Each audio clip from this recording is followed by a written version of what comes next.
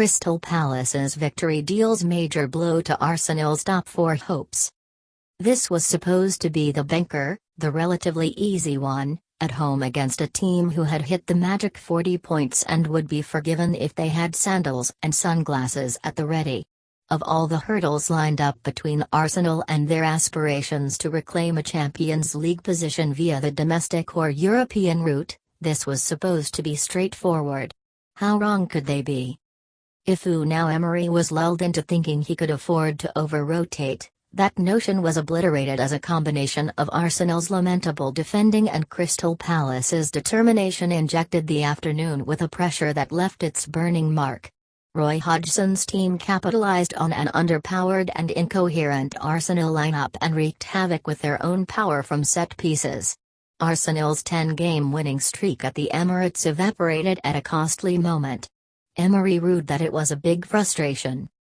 Some of the responsibility lies at his own door, having picked a team comprising a mix of established and fringe players.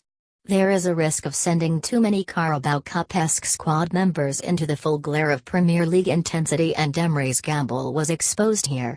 In such a situation, with the team already lacking some of its usual composure, it was extraordinarily bad timing for one of the more experienced players to implode. Shkodran Mustafi's errors had a direct role in all three Palace goals.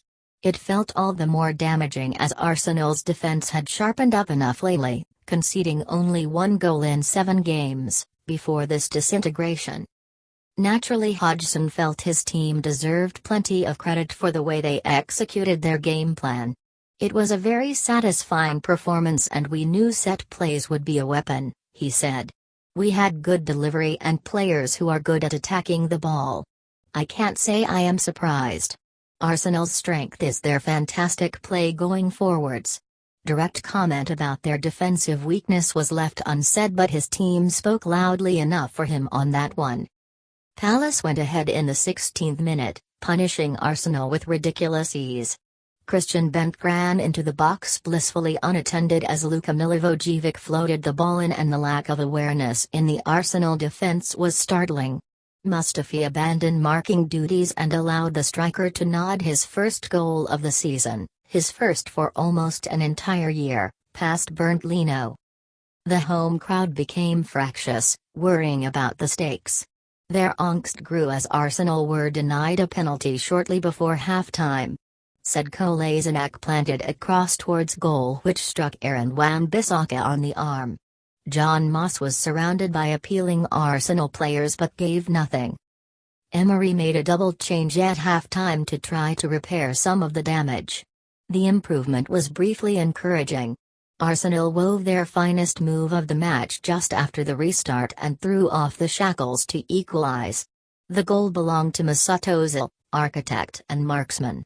He found Alex Iwobi in space and the move flowed onto Alexander Lacazette, whose deceptive pass was perfect for Ozil. The finish was straight out of his personal playbook, dinking the ball in by chopping it into the ground first. Back came Palace, aided by more chronic Arsenal defending. Another set piece was hoiked in and Mustafi inexplicably stalled like an old tractor.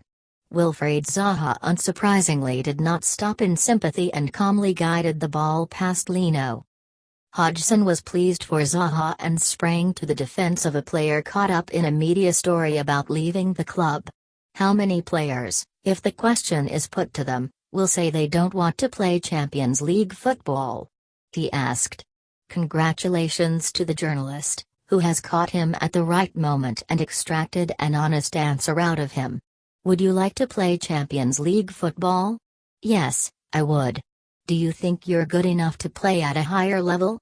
He says yes. I don't know what I can do to gainsay that. He's certainly happy at Crystal Palace. That wasn't the performance of a guy who wants to get away from his club. I would say quite the reverse. He's on a 4-year contract and I'm looking forward to seeing him in a Crystal Palace shirt for many years to come.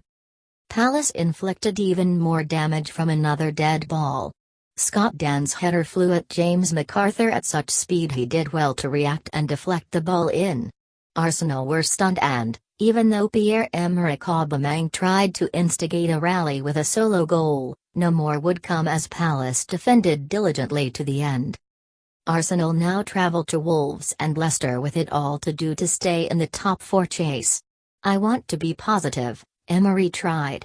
We were working to be in this key moment with the possibility to be in the top four, and we are.